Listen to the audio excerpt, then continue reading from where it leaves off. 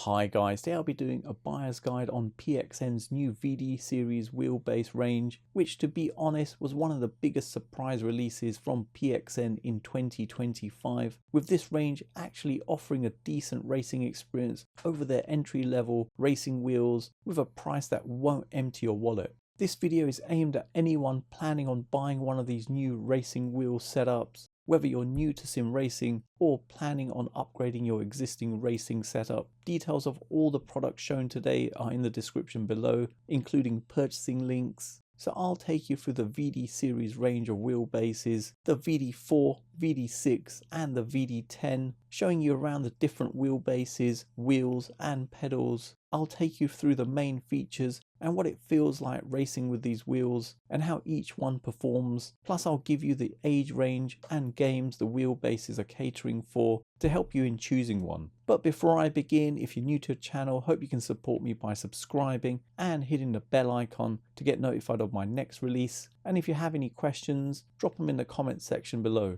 Let's begin by taking a look at the different wheelbase offerings, but worth noting that these wheelbases are PC only, with no mention on whether or not they work on a console, but I'm going to test them out on a console regardless to see if they work. First up is the VD4, which is the entry-level system, providing 4 Newton meters of constant torque or 5 Newton meters at peak. This comes in a bundled offering with a VD4 wheelbase, WAS steering wheel, PDHM pedals, consisting of a brake and throttle, together with a table clamp for £289. At the mid-range, you've got the VD6 providing 6 Newton meters of constant torque and a peak of 7 Newton meters, coming with the same bundle offerings as the VD4, except the wheelbase is the VD6, costing just £409. And finally, we've got the VD10, providing 10 Newton meters of constant torque and a peak of 12 Newton meters. Bundle wise, it comes with just the wheelbase and wheel, with the cheapest offering coming with the WDS R2 wheel, but there's no pedals, costing £332, or alternatively, you could get the VD10 with the WCS R2 for £483. If you add on the pedals for £85, it brings the total cost to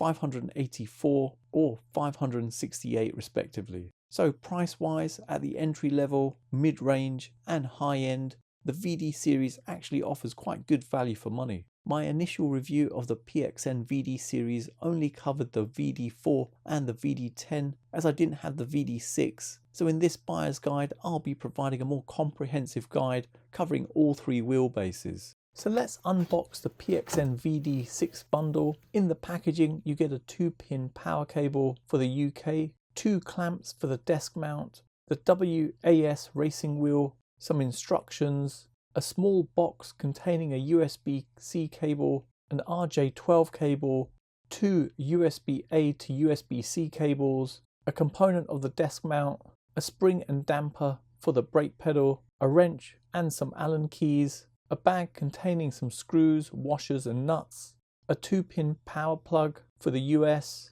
a power adapter with a DC connector, and another component of the desk mount. Next we have the VD6 wheelbase, and finally the pedals, which come pre-assembled with an accelerator and brake. Taking a closer look at all the wheelbases, all 3 literally look identical, except each one has their own model name on the side, and spec wise, if you compare each one, the main difference is the power levels each one provides, with varying sizes, weight, and the VD4 has a shorter stem. The wheelbases have a number of features. The first is the built-in 20-pole servo motor, and with this multi-pole direct drive, it utilizes a 10-pole par servo motor with reduced magnetic pole spacing, which helps to improve the accuracy of the position, speed and acceleration control, giving a much more accurate level of force feedback. Then there's low inertia technology, and this refers to the design of the motor and internal components to reduce rotational mass and resistance, allowing the wheel to respond more quickly and precisely to force feedback signals. And for the racing experience, this helps in giving sharper force feedback with less internal resistance, improved precision and reduced cogging. This is where you get a notchy feel as you turn the wheel. The direct drive motor has a segmented stator core structure that reduces torque ripple, helping to give a smoother motor operation. And just to show this with the motor off, when you rotate the wheel mount point, it gives a really smooth experience with no notchy feel. There's a 24-bit magnetic encoder helping to provide higher accuracy, precision detection, and PXN say it's actually higher than what many of their competitors have. PXN have also enhanced their feedback tuning with their dedicated sense algorithm, helping to enhance the feedback given. So things like ABS induced understeer, rear wheel slip, and surface imperfections are accounted for in the feedback given. Let's start by taking a look at the VD4, and even though this is an entry-level wheelbase, it's actually not bad at all. Racing with this wheel, you could say you actually get more power than the average entry-level wheel. So in comparison to the Logitech G29, which provides 2.3 Newton meters of peak torque, the VD4 is literally double that, with it being a big step up from belt and gear driven wheels. As more of a similar comparison, it actually competes directly against the Moza R3 and R5, providing a pretty good amount of force feedback. The level of detail provided really isn't that bad either, with it providing a good level of feedback, with you able to feel the changes in the road surface and the pull as you're going around corners. In terms of performance, it does slightly lack the refined feeling of the more high-end wheels and brands with a more established direct drive ecosystem, with it feeling slightly more robotic in feel in comparison to the competing brands like Moza, Fanatec and SimMagic, but definitely a big jump up from PXN's entry-level wheels like the V99 and the V10, with the racing experience being like night and day.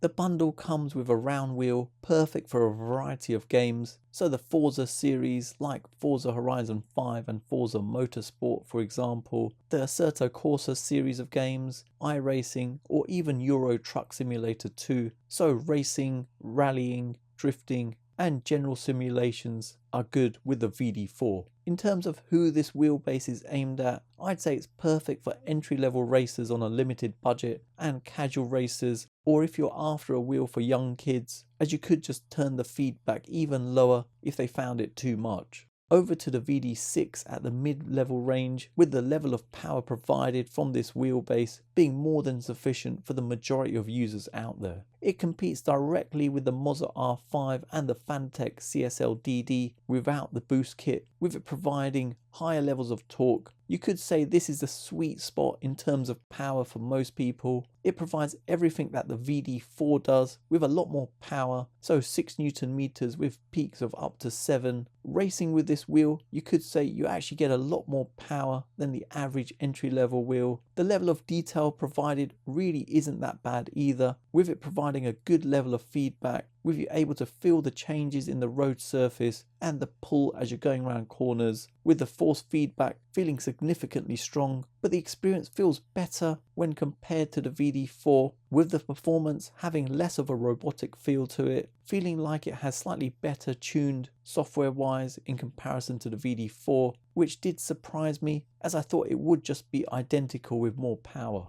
The bundle comes with a round wheel, so the same as the one as the VD4, so perfect for a variety of games, again like the Forza series, so Forza Horizon 5 and Forza Motorsport for example, the Assetto Corsa series of games, iRacing or even Euro Truck Simulator, so racing, rallying, drifting and general simulations, similar to the VD4 with more power and a slightly better driving experience. I'd say the VD6 is best suited for older kids, as the torque levels may be too much for young kids, so I'd say it's more suited for teenagers and adults, providing a pretty decent racing experience with a good level of force feedback. And finally onto the VD10, which is their high-end wheelbase aimed at more serious racers after higher levels of force feedback, providing 10 Newton meters of torque with 12 Newton meters at peak. In this range, you've got two offerings So the VD10 with a WDS R2 wheel that has a D-shaped wheel, with this bundle focused more for racing games like Assetto Corsa Competizione, Assetto Corsa Evo, and iRacing, to name a few. The other bundle is the VD10 with the WCS R2 wheel, which is round, making it better suited to rally games, but nevertheless there's no restriction on which wheel you use in game, plus you can buy any of the wheels separately, giving you more choices. The level of detail provided really isn't that bad either, with it providing higher levels of feedback, with you able to feel the changes in the road surface and the pull as you're going around corners. In terms of performance, like the VD4, it does slightly lack the refined feeling of the more higher end wheels and brands with more established direct drive ecosystems, with it feeling slightly more robotic in comparison to the competing brands like Mozza, Fanatec and SimMagic. But again, definitely a big jump from PXN's entry level wheels like the V99 and the V10. The feedback performance could definitely be improved and fine-tuned via a future firmware update, so pretty sure PXN will be working on updates to improve on that as the VD series evolves in the future.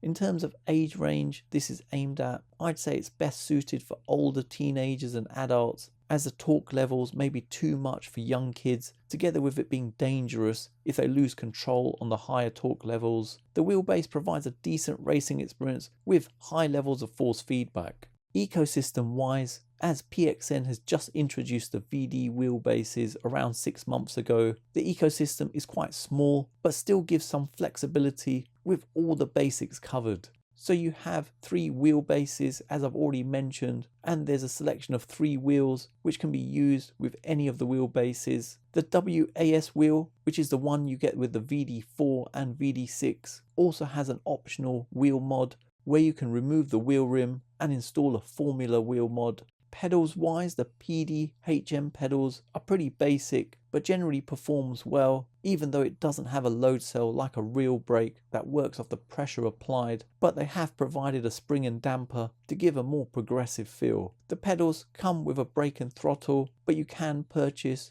a clutch pedal separately. Shifter wise, PXN will be introducing the SFU gaming gear shifter, which comes in an all aluminium casing. In terms of handbrakes, PXN have the HBS handbrake made from aluminium alloy. It has a 16-bit high precision sensor and you can adjust the intensity of it, with you being able to replace the internal spring and damper together with flipping the grip mode. And finally, there's a 30-key sim racing button box, perfect for simulation games like Euro Truck Simulator 2 or even Farming Simulator. The controls consist of buttons, flip switches, rotary knobs and a joystick, generally feeling pretty good. So like I said, the ecosystem is pretty small, but if you're not fussed with having a larger ecosystem of wheels, then PXN actually do have you covered, with them just lacking a load cell upgrade on their pedals. From a compatibility perspective, PXN say their VD series of wheelbases are only PC compatible, but what will surprise you is that I found it can work on an Xbox and a PS4, and to get it working, all you have to do is connect the wheelbase to the console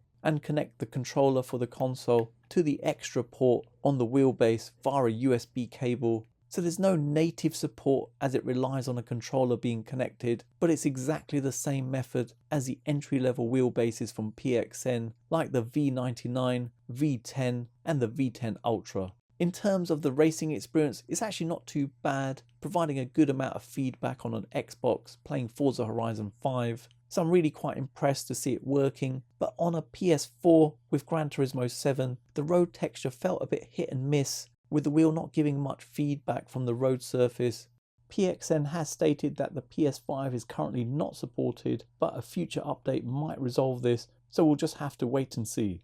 In terms of making changes to all the wheels, you can do this on a PC with the PXN Sim Racing software, which is simple to use with quite an intuitive feel to it, which allows you to make adjustments to any of the PXN devices you have connected to your PC. But worth noting, there's no way of making changes directly on the wheelbase, and there's no mobile app, which is a bit of a shame. So there you have it, you've come to the end of another video, and I hope it's helped anyone thinking of purchasing a PXN VD Series racing wheel. Details of all the items I've mentioned today are in the description below, including purchasing links. And if you have any questions, let me know in the comments below, and let me know which wheel you'd go for and why.